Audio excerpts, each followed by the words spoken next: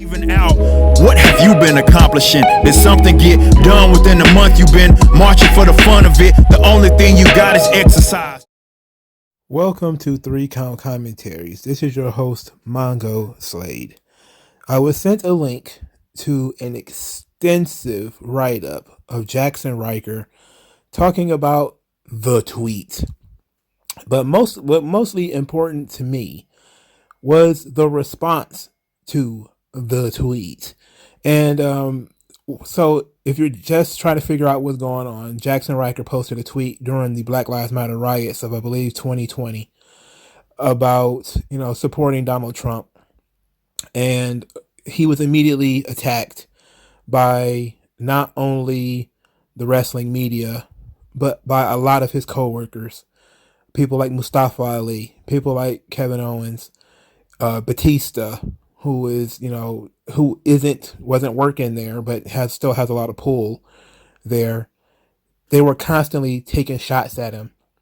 And Steve Macklin, who was one of his partners in the stable Forgotten Sons, turned on him.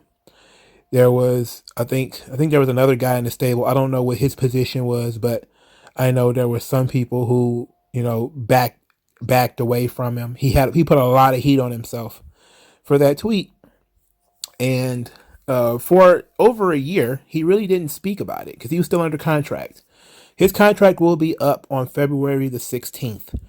As a recording of this video is February the 13th. So he's not, even though he's been released, his contract is still not up yet.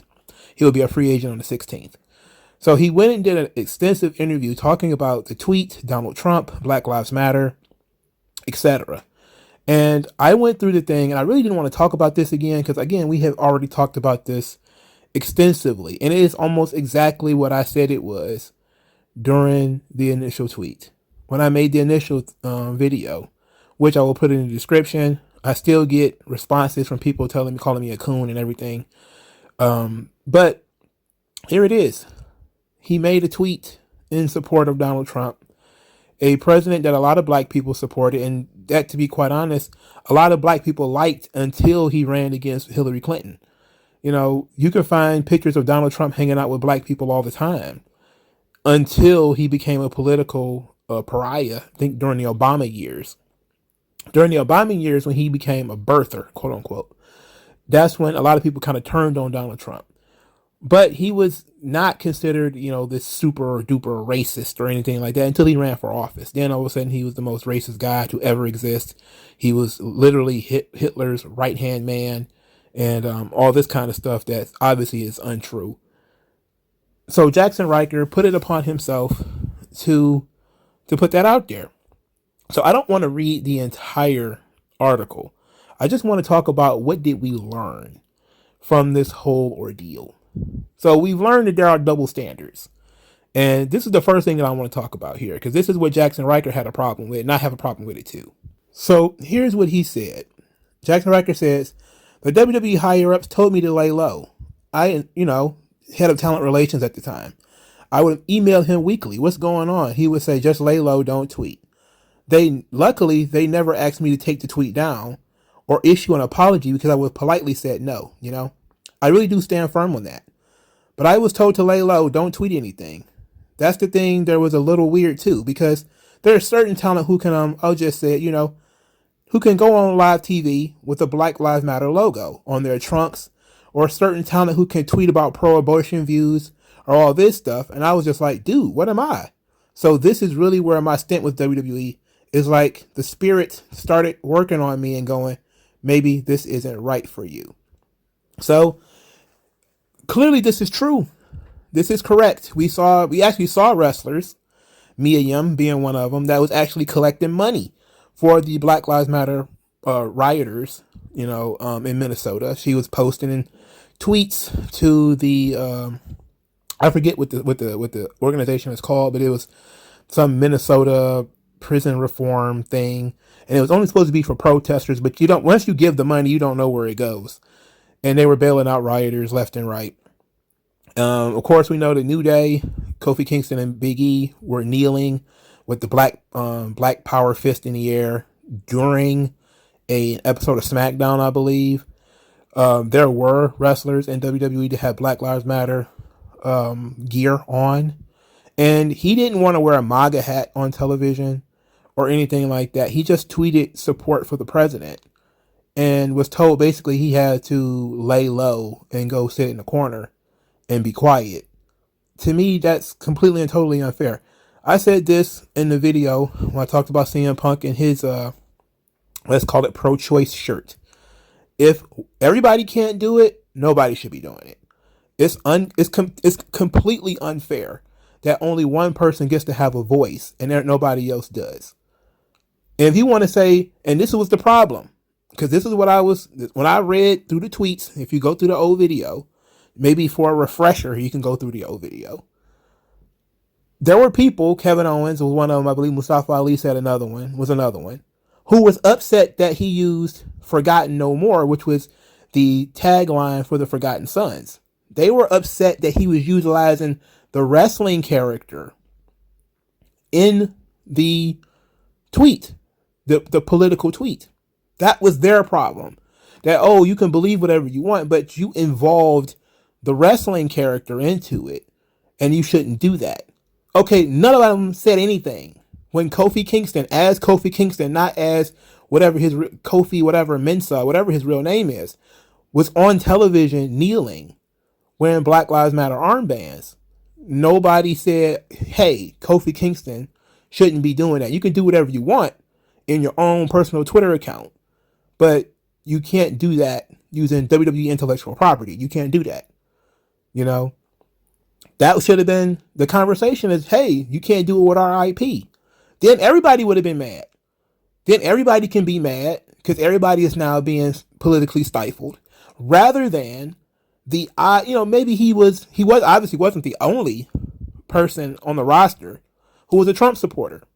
The wrestling media has gone through and tried to locate as many of them as they possibly could. Karrion Kross, Braun Strowman, Raquel Gonzalez, Drake Warts. A lot of them got fired, by the way. A lot of them are gone. So many of them that have gotten released. And they made sure to go out and find those people and search through their likes and dislikes and everything in order to find them. Which brings me to the second thing that I learned. Is that this guy was getting death threats for what he said about Donald Trump. And again, only thing he said was that he supported the president and that he was going to pray for him. And so here's what he said. I'm a gun owner. So, I didn't sleep much that night. Didn't sleep much for a few days because, dude, is somebody going to really come to my house? Somebody come knock on my door. I got a cousin that lives up the street that, heard about it instantly. He would walk by my house throughout the night. Little did I know, just to keep an eye on things. Thank God nobody has come to my house or anything. Nobody stupid coming to my mailbox, but it just blew me away, dude. Here's a guy who I could see if I got on social media and dropped the N-bomb or started all this racial stuff. But dude, it was basically a tweet saying, I tweeted it before my support for the president, and it was like one of those times where the devil used that, bro.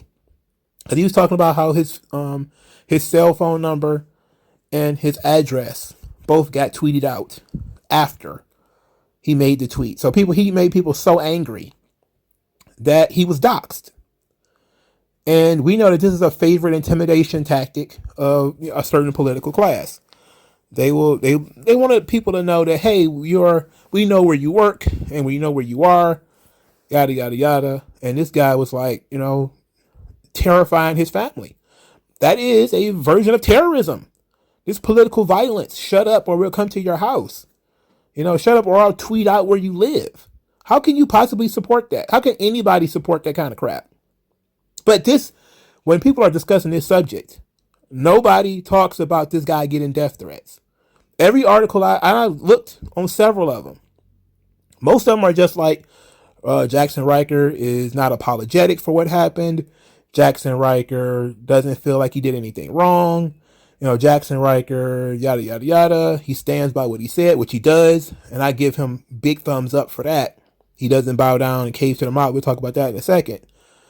Nobody came out and talked about the fucking lead. Why was he getting death threats for this? Which should have been the first thing I would have thought would have caught people's attention. If somebody says something stupid on Twitter and they got death threats over it, the first thing the wrestling journalists would talk about is so-and-so gets death threats. This guy got death threats over supporting the president. And that was buried under the fact that he was anti-Black Lives Matter. It wasn't important at all, apparently, to the wrestling media that somebody was, people were threatening to kill this guy, that his public, his personal information was public. That wasn't important. That's such a weird thing, man. It's incredibly frustrating. That was incredibly frustrating. So let's talk about Black Lives Matter now. Because apparently what came along with the tweet was also a Facebook post that he made. I didn't see the Facebook post at the time, but the Facebook post was a little bit more inflammatory than the tweet was, where he talked about Black Lives Matter being a terrorist organization, and that if you watch 12 Years a Slave, black people in America have it so much better now than they did then, and they should just be happy or whatever. It's a little bit more inflammatory, but still nothing that makes me bristle with, this guy is a racist. If anything, he was a little ham-fisted in what he was saying, but I got the point, because I made the same point, and hell, my dad has made the same point. My dad has said to me, like, hey, you guys grew up in the 80s and the 90s. You didn't grow up in the 50s and the 60s like I did. It's a different world from my dad's time. It's a different world from his dad's time. I used to have conversations with my grandfather, and before he passed away, unfortunately, earlier this year.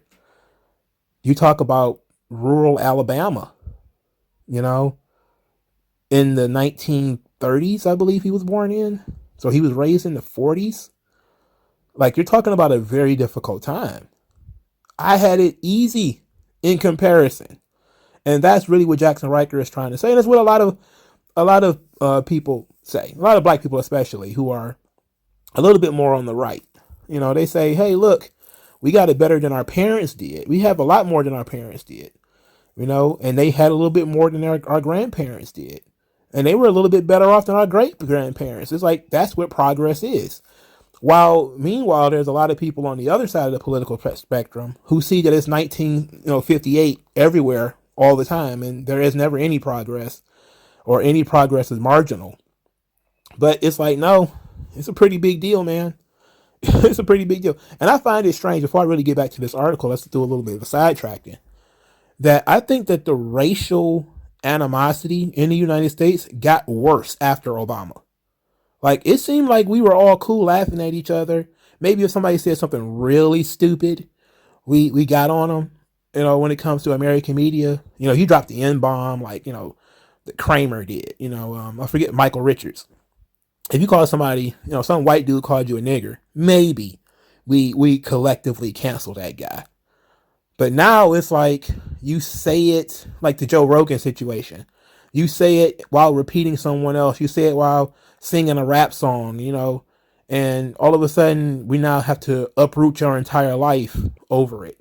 You don't even say anything that's remotely racist. We could just now imply that things are racist, and that's reason enough to destroy your life. And that's essentially what's going on with Jaxson Ryker here. Is nobody said anything about this guy. He became a racist for supporting Donald Trump. That was it. All he had to do was support Donald Trump, and he was a racist. But at the same time, it was a political debate. And we, in America, in the United States, that has become political fodder. If you're a Republican, you're a racist, or you're a self-hating coon. Because everything has to be simple. There can be no nuance. There can be no context or anything like that. If you are a Republican, you have to be, or a non-Democrat, you are a coon. I've been dealing with that shit for 15 years or so. It's ridiculous. It shows that people don't really think. And it also shows how a lot of people's politics are shaped by how other people feel about them. You go along with the crowd. And I feel like this was very important. This is why I give him such a huge thumbs up for standing on it.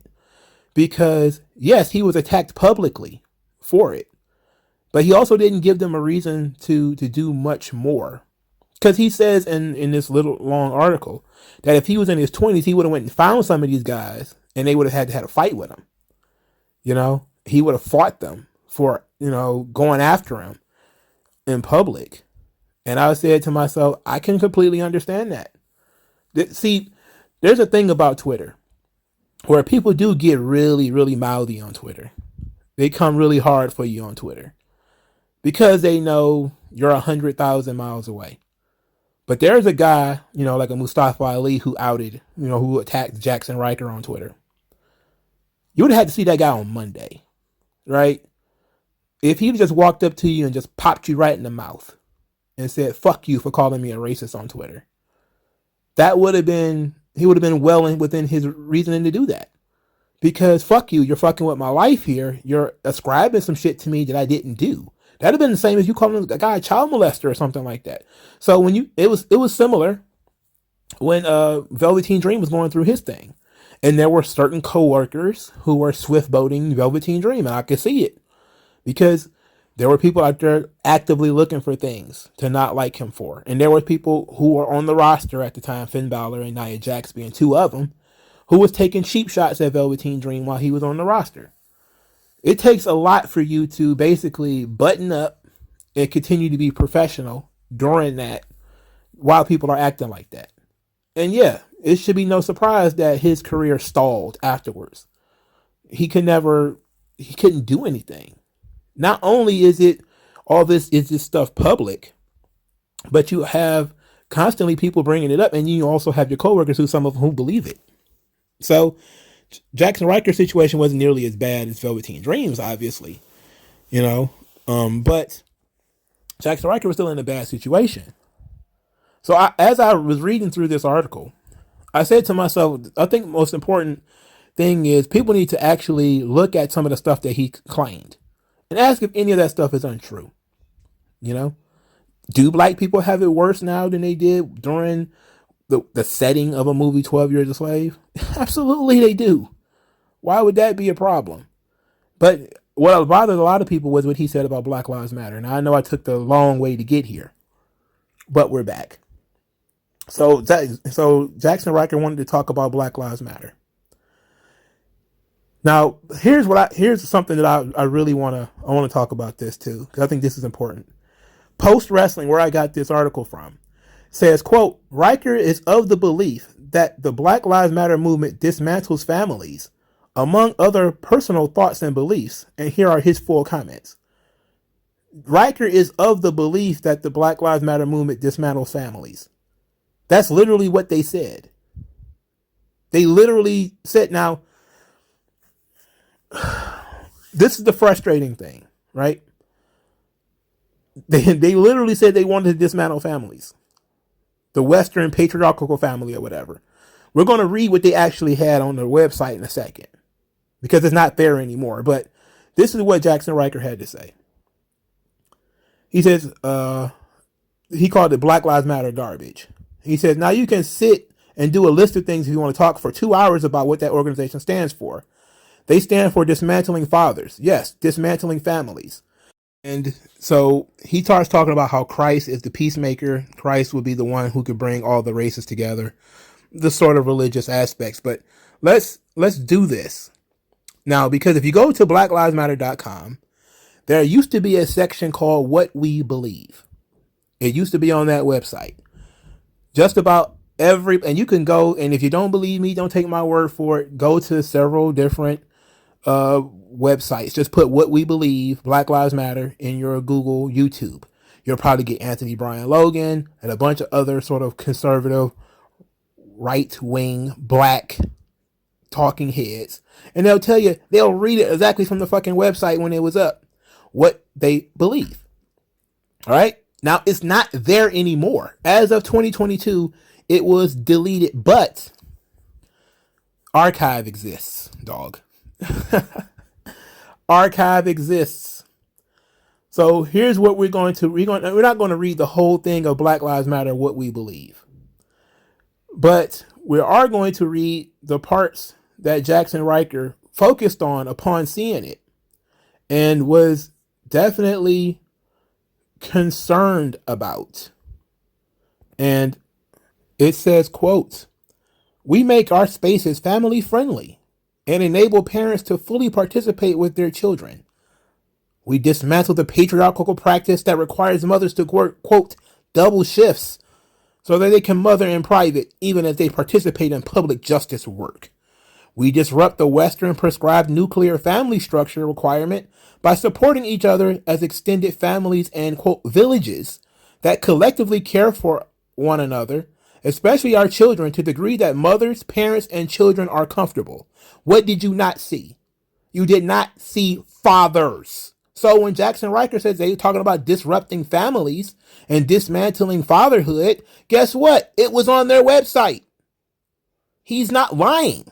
He's not making shit up. It ain't a conspiracy theory. It's what they believed. And it's what they still believe, even though they took it down.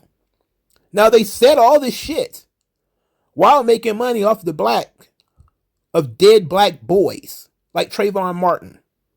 How weird is that? They don't make spaces for black males. Now I don't want to go down that road again. I read this for the sole purpose of saying that Jaxson Ryker did not lie. He did not lie about what Black Lives Matter stood for. It is what they stand for. For wrestling journalists to, again, not do even the modicum of research to say, hey, it was controversial at the time.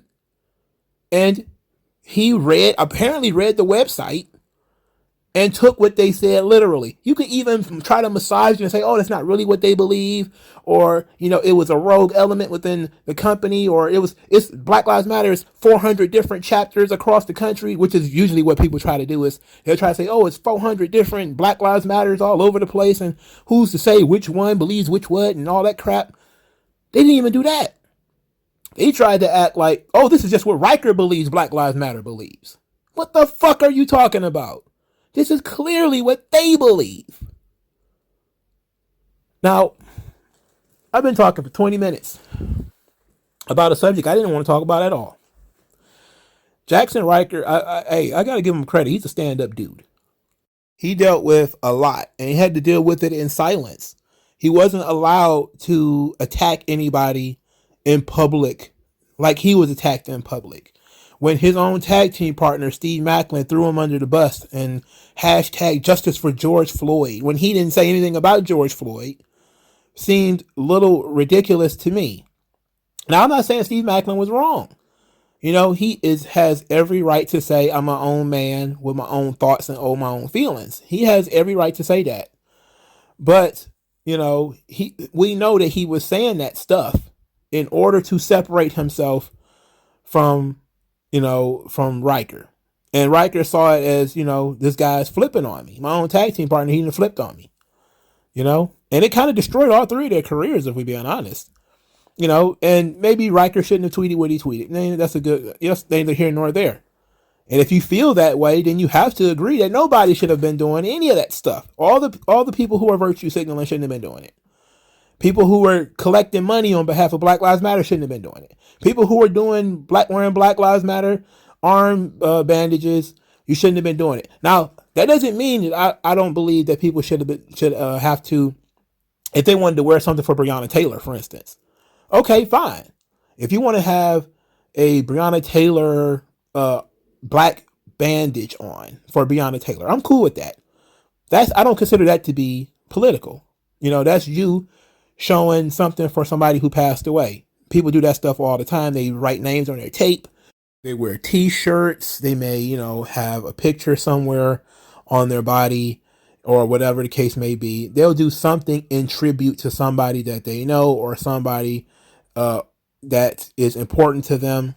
If Breonna Taylor was something that was a situation that was important to you and you wanted to wear a Breonna Taylor armband, I'm cool with that.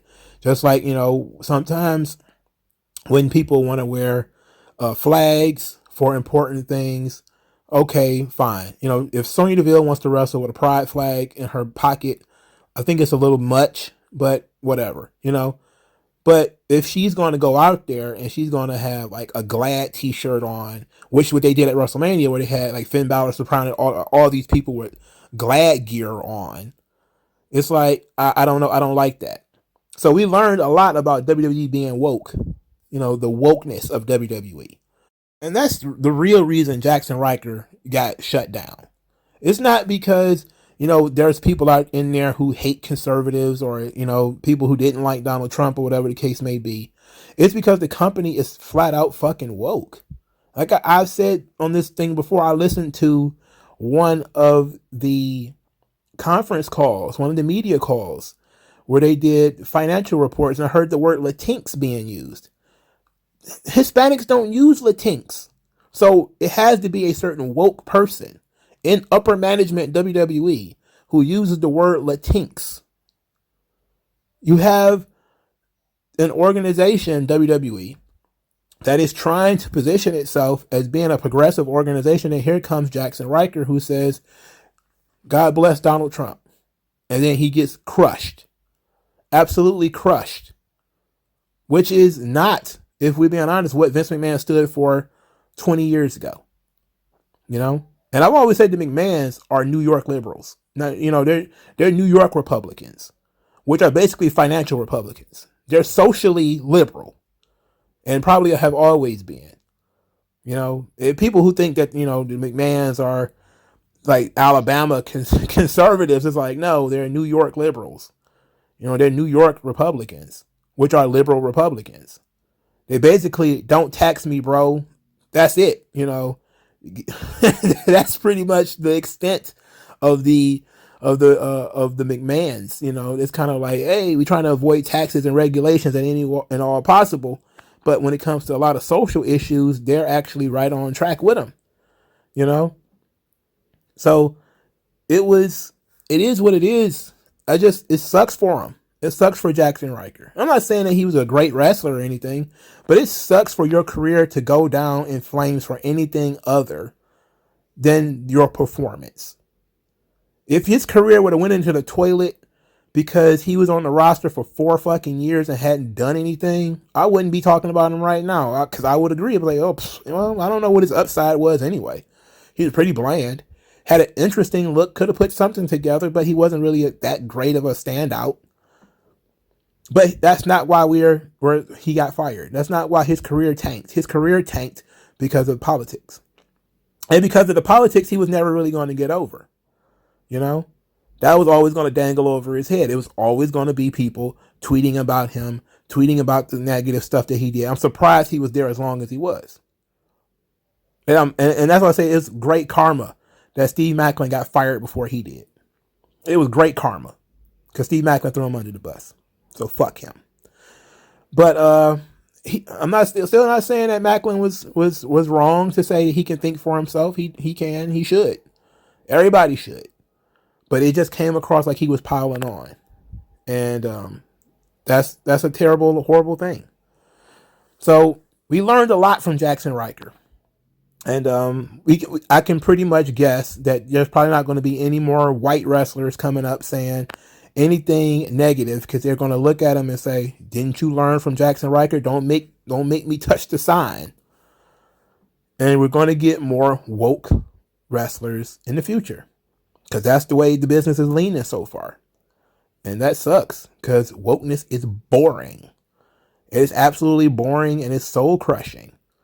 If you want to get involved with a political debate, man, then put your boots on and debate somebody. You don't get to, make all of your public statements and then shut everybody else up. That's bullshit. So I give Jaxson Ryker support for, number one, standing on what he said, even after he's been fired. Because it's been easier for him to apologize and back off and say, oh, no, I didn't mean that. He clarified some of the things that he said, but mostly he stood about what he said. He said, I'm not taking that stuff down. If they would have asked, I would have said no. Can't be mad at that. Can't be mad at that. All right. Let me know what you guys think in the comment section below. Like, share, and subscribe. I'll talk to you guys later, man. Peace.